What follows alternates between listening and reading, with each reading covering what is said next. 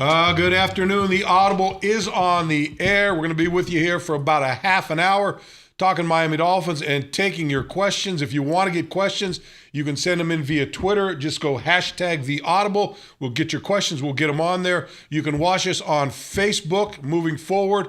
You can also catch us on MiamiDolphins.com. I'm joined by number 29 quarterback Sam Madison. Sam, great to have you back here again. Yeah, man. Glad to be back with you. All right. I don't know if you're, some of you guys aren't from Florida. Those of us that are in Florida, we're in the cone of destruction for Hurricane Matthew. Yep. So you got all your preparations done, Sam? You all ready to go? I'm ready to go, man. I have 3 little ones. This is a tale of two cities right here. Sam's got everything done already. Me, done nothing. Absolutely nothing. I like to roll the dice a little bit when he's. But you have good neighbors, though. That's the best part about it. I have a good neighbors guy. I got a neighbor that's got a generator. I can plug in there. I got my furniture. If need be, I'll just push it into the pool. That's it. I go that route with it. Yeah, man. For me, I had to be prepared, man, with the little kids. And, because I was moving a little slow, I did my preparations a week ahead of time. So, when you talk about these hurricanes come, you never know what's really going to happen. Yeah, come on, man. You should already know. Especially you got the kids at home. No, believe me, when I had the kids at home, I had everything. I had the windows boarded up. Now it's just, I'm like, the heck with it, I'll hide under the bed if I've got to do that. Meanwhile, the Dolphins, they need to ride something through this weekend. Big game against the Tennessee Titans. And Sam, this is an opportunity. They got 4 home games in 5 weeks after seemingly being on the road since the season began. 1 home game in the preseason. We had the last home game against the Cleveland Browns. Here are the Tennessee Titans coming to town. And the Dolphins really need to make hay right now. They need to make up some ground over this next 4-game span right in their backyard. Yeah, definitely. When you talk about that those games they had on the road, up in Seattle, tough place to play. Yep. In New England, a tough place to play. And even in Cincinnati, when you look at those 3 games on the road, really tough positions to put the Dolphins in throughout the beginning of the season. But right now, no time in history have you had 4 home games in your own stadium back-to-back. So it's going to be fun for the Dolphins, but an opportunity to get back into this race because when you look at the next 5 in itself, they're all AFC games. Yep. Even after that 5th game after the bye week, it's still an AFC game. So it's a situation that the Dolphins are going to be able to learn from it, have an opportunity to be able to grow, because all of these football games, you look at the Seattle, had an opportunity to win that game. The New England game, they got off really, really fast, but we fought our way back, still had a chance to really win it. And then, Thursday night, quick turnaround, a lot of injuries. It was really tough to always turn around and win a game like that. But right now, it's really going to put these guys in a position to see exactly how mental tough they really are and what they can do at this home stretch. And Sam, what they've got to do, they need to figure out a way to get this offense going. They've got to get that defense off the field. Way too many plays. At one point during that game on Thursday night, Cincinnati had 60 offensive plays. The Dolphins 30 offensive plays. 2 for 11 on 3rd downs. I think in the first half they had 3 first downs. Just can't get anything generated offensively. Adam Gase talked this week about maybe toning it down, just going with 1 back instead of rotating those 4 guys in there. And I'm all for that. Right. I'm not only all for that, but I'm all for looking at the young guys, giving them opportunities to grow with this football team, whether it's Kenyon Drake, whether it's Tony Lippett, whoever it is out there, these young guys that are going to be part of the future of this football team, give them the reps, give them the feel for this game so that you can make a good evaluation on them as the season goes along. So I'm kind of looking at that a little bit for this football team, but they've got to find a way to get first downs because, people are asking about Adam Gase's offense. Well, you really haven't been able to see that offense in its entirety because they really haven't been able to get things going, on a consecutive basis throughout a football game. Talk about New England. Did nothing in the first half, did a lot in the second half. It's the best we've seen of the offense. And then what we saw Thursday night, it's just not going to do. Yeah, just not going to do. And I like the big play coming from Kenny Stills. You had the big drop the first game that could have opened that game up. But when you're talking about the offense getting started fast, not only do they need to get started fast for themselves, but like you talked about in that last game against Cincinnati, 60 plays to 30 plays, the defense is going to get worn out. And one of the things that we talked about going into that game was defense not being able to stop the run. Cincinnati is a very good run football team, and we was able to bottle those guys up. So it helped us out a little bit, but when you have to go out there on a regular basis, you're eventually going to get tired. So, Coach Gase, he's really trying to find those playmakers who he can depend on. on a regular basis and get guys in a flow and in a rhythm. When you talk about using 4 backs over the last couple of weeks, nobody can really get a good lather and understand the flow of the game and get into what you call that zone all of a sudden. So now I think he's going to look at going with 1 back and then coming in with a 3rd down, change the pace back, and hopefully we'll be able to find that guy that we really can ride the wave with over the next course of the games. But everybody on this team need to be on high alert because now when you look at these guys and we're putting them in the position, I don't care if it's Tony Lippett, I don't care if it's Kenyon Drake or Jay Ajayi, whoever it is, you have to step up and make those plays when the coaches put you in those positions to make them. Yeah, no doubt about it. Let's give you some news from the day. Mike Pouncey is back. He's practiced this week. In fact, let me give you the injury report here if I can get to it here. These phones, you always got to get why you always got to put a password in the phone every time now. And Apple, you know what they kept bothering me about updating my phone, and then they just did it themselves, and now I can't figure it out. But anyway, so here's the injury report from today. Brandon Albert, ankle illness. He missed today's practice with illness. Didn't participate on Wednesday. Jordan Cameron out with a concussion. Didn't participate on Wednesday. Brandon Albert, I believe they're expecting him to be ready and play on Sunday. Arian Foster, hamstring limited. I would doubt that he's going to play on Sunday. I think they want to make sure, and as well they should, that he's completely healed up before they send him back out there and possibly face another injury. You know how it is with those hamstrings. You fast guys know all about those hamstrings. Here's the one that concerns me. Xavier Howard, knee injury, didn't practice. Yeah. There's a good chance he may not play on Sunday. That means Byron Maxwell gets another opportunity to get back in there and show that he belongs in there. And Sam, sometimes you need a little, you need a slap in the face to kind of wake yourselves up and get you back. And hopefully this is an opportunity to see the Byron Maxwell that this football team expected when they made a trade with Philadelphia to get him here. Yeah, with Xavier Howard, if he's not in there, very disappointing, because he didn't get many reps in the preseason. But what we've seen from him, he finally started to get his legs up under him. We saw him getting a lot closer to a lot of balls, getting in there, making some pass breakups, making some really good tackle. But here's the other thing. If we get Byron Maxwell, this is really going to let us know, Bo, what type of player that he really is. Yeah. Is this a guy that we really can depend on later on down the season and be able to come in there and be that starter or eventually come in and be the 3rd down guy as well? Because we're going to see a lot of teams going 3 wides, 4 wides. Bobby McCain has been doing really, really good, but step up as a veteran. Because when you go to different teams and you bring guys in, really what you really want to bring those guys in to be that veteran leadership and to show the young guys how to do it. Because when you look at Bobby McCain, you look at Tony Lippett, you look at Xavier Howard, these are really young guys and they look up to the veterans to be able to teach them how to get this stuff done. So looking for Byron Maxwell to step up in that veteran role, no matter if you're going to be starting or if you're not going to be starting. You've been there. You won a Super Bowl. You made a little bit of money. Now show these guys how to be a professional and how to carry on in the National Football League. All right, you're listening to the Audible. You're watching the Audible. I'm not sure if it's working. I got a lot of technicians back here behind me. I'm going to be generous and call them technicians because they certainly don't look like technicians back there. So I don't know if we're working, but if we're working, we're up. If we're on Periscope, you can go ahead and send your questions in.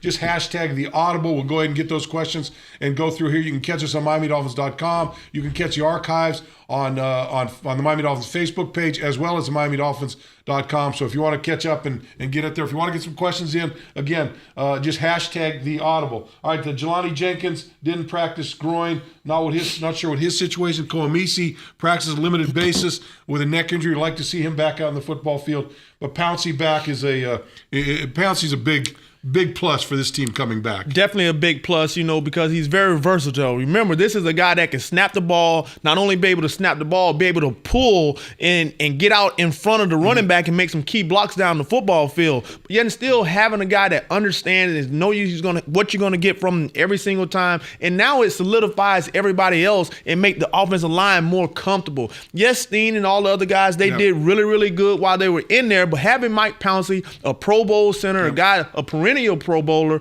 it really solidifies that offensive line and make everybody else out there a little bit more confident in the things that they're able to do.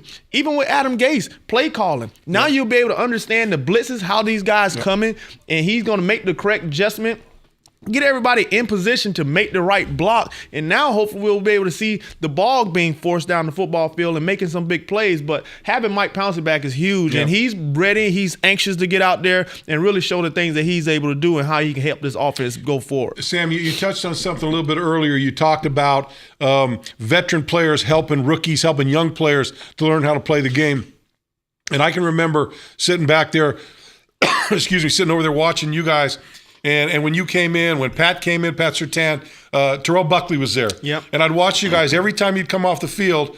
You'd walk over and get together with Terrell, and it was like a little bit of a learning session there. And you guys all had input. How important was that to you in the early stages of your career when you first came to the Dolphins? You along with Patrick. Yeah, definitely. You know, I was 1 year ahead of Patrick. I came in 97. He came in 98. So, you know, we were right there rookies together. But, you know, having Terrell that first year as well as a guy like Corey Harris and George Teague, you know, what it did, Brock Marion, all of those guys, what it did, it really helped me as a player to say, okay, they're helping me. I'm not coming in here trying to take their job. Really, where, you know, coaches are bringing you in there to eventually take their job. But guess what? Everybody was on the same page of trying to win football games. And that was the one thing. I was like, okay, I'm coming over here to the sideline. He's helping me. He's working with me and all the different things that I'm able to do. Let me go out here and give my best effort every single play, every single down. So even when I do go out there, if it's only a nickel, that they can depend on me. We've talked through every single thing, and that's how you get that confidence. And yet and still, when you have a veteran coming in, guys that's been in the league a number of years, you have guys coming from college. Guess what? They play these video games all the time. So they see you making these plays. They see you in the NFL. Now there's like what type of person really he is, you know? And now you have him right there at your fingerprint. And now you just want to deliver all the information that you have because, hey, you can't take it with you. When you're gone, boom. How much fun was it with you three guys? You guys always used to have a good time. T-Buck, you and Pat. That was a pretty fun group to be around. Man, it was awesome, man. Everybody had their own little identities. You know, Terrell Buckley, he's going to take chances all the time. He's going to jump routes. You know, I was the mouth of the South. I was always running my mouth, getting everybody into something, into some type of trouble. And Pat was one of those sponges. He just absorbed everything. He absorbed the things that I was able to do, you know, not being the fastest as well as Terrell, but I was more of a technician. But yet and still, he saw the playmaking ability of Terrell being able to jump those routes, understanding route concepts, because you got to remember Pat was just coming in on third down for 4 straight years because Terrell and I was the starters. So he was able to sit there and absorb all of that. But yet and still, we always communicated because you never know at the snap of a dime you was going to be in there, and we wanted you to be on the same page. That's why we always work with one another and make sure that everybody was on the same page. You're listening to the Audible here. You're watching it. Kim Bokamper, Sam Madison with you. You can go ahead and check us out on Twitter, Periscope. You can go to #TheAudible. Go ahead and send your questions in. You can catch us on the Miami Dolphins Facebook page. Moving on forward here, they've got a little beef with me, Sam. Facebook. They don't want nothing to do with me, so we're working that out. I think I might have to shell some cash to keep them on there, but you can also catch us on MiamiDolphins.com. Check us out there. But any questions, go ahead and send to through your Twitter account, through the Periscope, #TheAudible. Sam, it's funny how things have changed in the league, because I was very much the same as you. When I first came into the league, the guy that I was going to take eventually took his job was probably the guy that helped me the most in the league. Same with you and T-Buck and Patrick. But it seems different now only because, you know, it's become a 3-year league. Sign a contract, come in for 3 years, you move on, 2 years, come and move. And so I don't know that there's that security with some of these players to say, I'm going to help this guy out. Because if I help this guy out now, you know, man, I may be out sooner than I thought. It just seems to be, I think, look, it has nothing to do with the players. To me, it all has to do with collective bargaining agreement, free agency, and the way this league is run right now, or the way the league is set up for these guys. It makes it difficult to have that same kind of what I would call nurturing that you had back then. And it goes back to the money, Bo, that they're throwing at these players now. Now it's all about, you know, what can I get? Don't cry poor to me now, Sam. No, Sam. But it's totally different. Don't cry poor to me now. But it's totally different even when I was out there. And now it's like everybody is trying to really get what they can out of each team, and knowing that you're still going to have opportunity to go to another team and even get more, because it's guaranteed majority of the time now. We've never seen anything like this. You know, when we receivers coming up, but these guys, they're coming in. They're going to try to do as much as they can to try to make sure that their agent have the film, the footage that they have, and the agents, even the agents. Before, Bo, when we talk about as a player, here in Miami, listen, I'm solidified here in Miami. Yep. I love the players that I'm playing with. I love the coaching. My agent, listen, I want to stay here in Miami. Do everything you can. Do everything you can to do to keep me here. Yep. But now the agent is looking and seeing that they can make money and move a kid from here and move him out west or move him to the north. And the agents are really one putting these things into these players' head. Just go out there. Don't get hurt. Do what you can, make a couple plays, and I'm gonna get you paid. And now it's just really tough to be able to keep guys in one place unless he's just a complete baller. And now you really have no choice but to pay him the money that he really needs. And that's the only reason why you see those teams that's in the hunt all the time because they keep them there and they have opportunity to groom them and nurture them. Keep their base guys. Yeah. No doubt about it. Hey, you're watching the Audible here. Kim Bokamper, Sam Madison with you. You can check us out going forward on Facebook, the Miami Dolphins Facebook page. You can check us out on MiamiDolphins.com. You can also catch us on Periscope. You can also send your questions in via Periscope. Just hashtag the Audible when you go through there, and we'll go ahead and get the job done. Okay, Twitter. How are the rumors that the Dolphins are looking to trade for Jay Cutler? And this all goes back to Ryan Tannehill and the unrest with the fans out there with what Ryan Tannehill's doing. Sam, you talk to coaches. I've talked to coaches. I don't think the coaches are as ready to jump off the Tannehill bandwagon as a lot of the fans are out there. Look, some of their criticism, I can understand that. Right. Some of it, to me, is a little bit off the wall. I think Ryan's done some good things. I think there's things he can continue to improve on.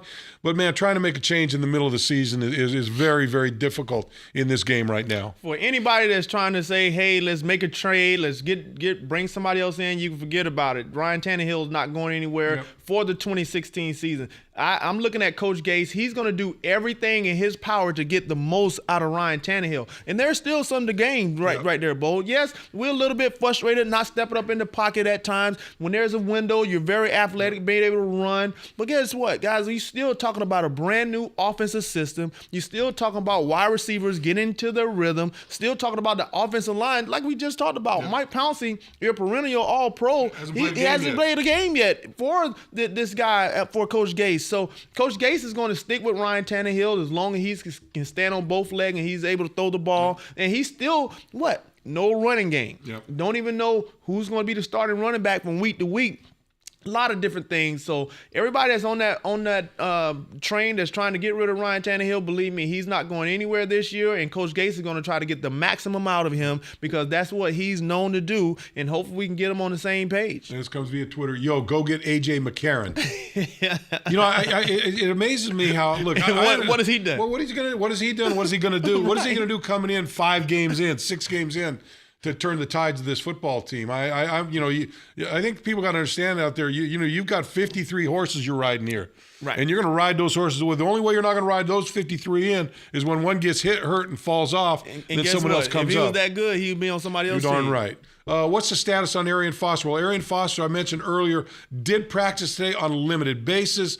I think the chances of him, Sam, playing this weekend, slim to none. I think that hamstring and the groin he's got, they want to get that thing healthy as much as they can before they put him out in the field, because you know how it is, Sam. You've been in that situation. You got a hamstring or groin, something like that. It's close. All it takes is one explosive move to just get you right back to where you were 3 weeks ago, and they don't want that to happen. And they still have these four of the backs that they really want to see what they can get out of. Kenyon Drake, Damian Williams, Jay Ajayi, and even Pete. Pete is coming in. He's done some really good thing in the preseason. Who is going to be that back just in case something does happen to Arian Foster? Listen, we know and we've saw, and Coach Gase have seen that Arian Foster is really, really good. And he can catch the ball. He's able to make his own running lanes and when need be. If there's nothing there, I'd rather have him healthy for the stretch down the road. But I need to find who's going to be my main horse if Arian Foster does go down and we can't really utilize him. So I'm not going to rush Arian Foster back. That was Coach Gates. Let me see what these young guys can do. Then I can really make a decision. But hey, I want him back. I know what he can do out of the backfield. He's going to pick up blocks. He's going to pick up those blitzes. But yet and still, I want him to be 100% when you put him back on the field. Any chance they move Steen to one of the guard positions? This is another thing I don't understand. Steen did a great job at center when he was in there. He's hurt right now. But, to me, if you move Steen into one of those guard positions, you're weakening whichever position you move him into. Laramie Tunsil's done a good job while he's been in there. You look on Bushrod on the other side. I think he's done a very good job while he's been in there. And I wouldn't move either one of those guys for Anthony Steen. It's just not a move I would make. You may want to do that, but then here's one from Fins Up 2015. Pouncey is always hurt. Okay, what do you want to do then? You want to get rid of him? You want to not play him? You want to use somebody else? What do you want to do? Answer me. What do you want to do? You can go ahead and answer back. Go ahead and answer back. What do you want to do? Yes, he's been hurt the last couple of years. He's ready to play now. Everybody's waiting for him to come back, evidently except for you. But, look, everyone gets hurt in this league. This is a league where you watch any game, and there are 4 or 5 guys, maybe more, they're going to be able to drag Who's the first guy to field. go off the board in fantasy football this year? Every year. Adrian Peterson. I don't stick with that, But I'm just saying. No, and guess what? He's out again. He's hurt. He's hurt again. And guess what? Next year, guess who's going to be the first guy off the board? Adrian Peterson. No doubt. Scott McCallum. At Scott McCallum says, Drake can catch it too. Why don't we throw to him? Well, I think they'll throw. To me, it's one of those situations. And this goes back to the 4-back system that the Dolphins have been running since the season began, where you're getting these guys and you're rotating them in. I don't think you can see the full impact of any one of these players until you keep them in there and let them play the duration of the game. Then you get a chance. Look, the problem with the Dolphins is, they rarely have found themselves in situations where they had the upper hand on offense. Right. They're usually 1st and 15 after a procedure penalty or not a procedure penalty. They're either 2nd and 9, 2nd and 10, 2nd and 7, maybe. They're not in great positions out there. They got to get in that position where it's run pass. Then I think whether it's Kenyon Drake, whether it's anybody else coming out of the backfield, till you can make them effective doing those types of things. So I think as the offense goes, as the running game goes, that's how the offense goes. And you've got to get that running game established before you can start doing those types of things, especially with the backs outside, throwing to them and doing some other things. We've tried to throw those short outside passes a number of times. What's everyone doing? They're jammed up at the line of scrimmage. They're not respecting anything downfield. And how many of those little bubble screens have we thrown where you get a 1-yard gain, a 2-yard gain, a 2-yard loss? I mean, it doesn't come easy unless you can get things going. I agree with you with that Drake can catch the ball. He's fast. He's elusive. I want to see a lot out of Kenyon Drake, and hopefully this week we do see it. And the other part is he's a nightmare matchup for a linebacker. Yep. But here's the thing that since week 1, because we haven't been able to run the ball successfully, all everybody's been doing is putting 4 guys at the line of scrimmage, and they were backing everybody else up deep and making Jarvis Landry catch the ball underneath, and they was protecting themselves versus Kenny Steele, as well as the big guy going down the field in Devontae Parker. And they made him throw the ball underneath. So when you really want to see Kenyon Drake catch the ball, they're dumping the ball off to him, and now you have 3 or 4 guys corralling and coming up and making the tackle. You're absolutely correct. I really like his speed. I like his ability to be able to see and make plays. We saw him get the ball, hit it up in there. He saw it outside, took it around the corner, and we really saw the speed. But when you can't get a consecutive play-to-play, meaning I can run the ball on first down and get 6-7 yards. Now I can make the defense think about what are they going to do? Are they going to run the ball? Are they going to pass the ball? Yep. Get them to start guessing. The opposing team really haven't had to make a guess. You want to put football teams in. You want to put the defense in a situation where now it's 2nd and 3, 2nd and 4. 3rd and 1, 3rd and 2. Then you can pull out your repertoire. Right. Then you can do all the things that you want to do out there and get the job done. But when you're faced with 2nd and 8, 2nd and 10, 2nd and 15, the types of situations where we've been in more times than not, then it makes it very difficult. All right, from Twitter, If Howard isn't ready, how much confidence do the coaches have in Maxwell? Well, they have no choice. I mean, really what it's really did when they benched him, guess what? It was a wake-up call. Because when we saw Byron Maxwell come in here and they made the trade, automatically when you come in as a veteran, you're like, okay, this is my spot. This is my job. Guess what? Everybody else is going to be behind me. Nope, that wasn't the case last week. You saw Coach Gase make a decision, put Tony Lippert in there. But guess what? This is a wake-up call for Byron Maxwell. If you don't go and you don't step up now, guess what? You may not have opportunity to play in this league again because everybody around the National Football League have seen this. Yeah. They've seen you go out there. They've seen you haven't played the best football, especially when you played in Seattle. And then now you lose your job to a wide receiver turned defensive back. Nobody's not really going to be looking at you. So this should be a wake-up call for Byron Maxwell and for anybody else on this football team to say, hey, I have to go out here and I have to get it done. So hopefully if we don't see Howard out there, I'm looking for Maxwell to have a really, really good game and a really good showing. He's got the proverbial second chance to get things done. And this just usually don't happen. Usually doesn't happen, and so he's got it. You listen to the Audible, Kim Bokamper, Sam Madison here. You can go ahead and send your questions in via Twitter. Just hashtag the Audible. We'll go ahead and answer your questions as we go along. Another question here. When is Culliver available? I think Culliver's on that 6-week injury reserve, so he'll be after next week's game. Then the Dolphins will have to make a decision on Chris Culliver as to whether to move forward really or not. Good press corner. I really like him. He's aggressive at the line of scrimmage. That's what Vance Joseph really liked in his defensive scheme, to be able to press wide receivers. We saw him throughout the whole offseason. He was working, trying to get himself back. He looked like he was really getting strong, but it's just going to add and bring another really good defensive back to be able to help these guys. When they're in practice, you're going to have to work, especially if you're not getting it in the game. Chris can come in and he definitely can get it done for Coach Vance Joseph. Yeah, he's got probably another week, and then, as we said, they'll make a decision. Now, if he's healthy, certainly with the situation in the defensive backfield, if he's healthy and ready to play, I would imagine they make that move and get him into the mix as soon as they possibly can. So if you're looking for him and he's healthy, he'll probably be out there soon. Dino Bazo Jr., it's all about growing as a team. Excited to see how they react to a bad start. Well, they've had some bad starts throughout the course of this season. One thing that they want to do each and every week, talk to Coach Gase about it. He wants to get off to a fast start. You want to get ahead of a football team. They were able to do that last week with a big catch by Kenny Stills, but then after that, they just couldn't get anything going. And Cincinnati just kind of picked at him and picked at him and picked at him. A field goal here, another, just kept racking them up, and that was the difference in the football team. I thought defensively they played pretty well. Look, even against, excuse me, even against A.J. Green, as tough as he was, there were times I felt pretty good about the way Xavier Howard and Lippert played.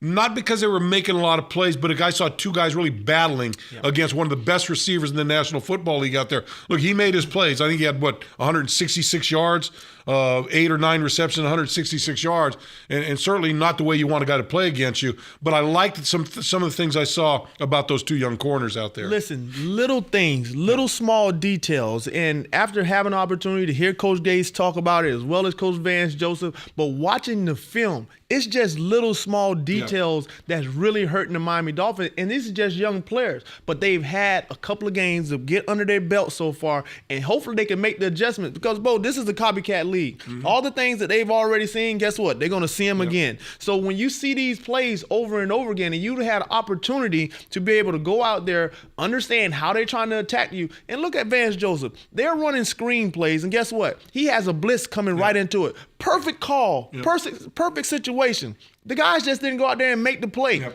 Hopefully they'll be able to learn from those mistakes. And now when they do, because he's making some really good calls, the same exact thing with Coach Gase. He's making some really good calls. But because, like you talked about earlier, getting in long distances, and now you got to come up with something where everybody's getting pressure with the 4, it's really hard to really make a play down the field. There's no real play for 3rd and 19. There's nothing really there. Hopefully you can get a miracle or something, but guess what? Everybody's going to make you get about 12 or 13, and they're not going to let you get that 18. You know, it's funny, Sam. I had the chance this weekend, which, you know, is kind of rare during the football season for me, and talk to some of the coaches. They had the day off Sunday to sit back and watch some of these games, and you realize how close all these games are. I mean, it seemed like every game I watched was coming down to the you know, the last drive as to see what was going to happen. So, you know, really all you got to do is you just got to stay in these games until the end, but then you got to cash in that fourth quarter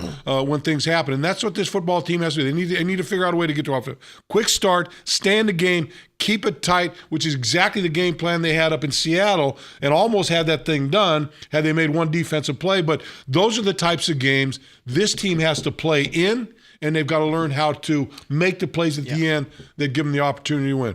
Sam, pleasure having you with us for the program, man, today. Always. It's the Tennessee Titans on Sunday. Now, just got the news we won't be on the air on Friday because of the Hurricane Matthew that's in town. Anybody that's in the Florida area, if you're along the coast or if you're anywhere in the path of Hurricane Andrew, take it seriously. Make sure you take care of your precautions. Make sure your family is safe. Make sure you got what you need, because if you've been through a hurricane, I'm going to tell you what, it's the real thing. If you haven't been, I'm going to tell you, it's the real thing. Right. You better get ready for them. So make sure you're safe, make sure your family's safe, and hopefully you'll be hearing us on Monday when we get back after a win by the Miami Dolphins over the Tennessee Titans. Until the next time that we see you, stay safe, have a good time, stay dry. From Sam and me, we'll see you next time.